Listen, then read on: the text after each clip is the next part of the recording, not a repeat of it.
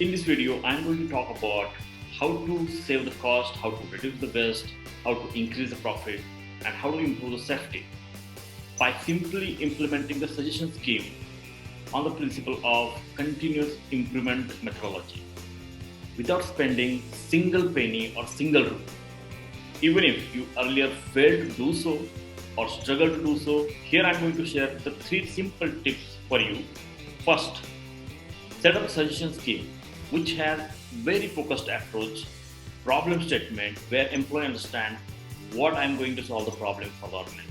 Tip number two, set up a process, establish the system which is linked with the reward, recognition, and the KPIs of the employees. Tip number three, last and very important, create the awareness. Make it visible for everyone where people will go see how to submit the suggestion, make it accessible to all of them. It should be very easy to submit the suggestion. Good.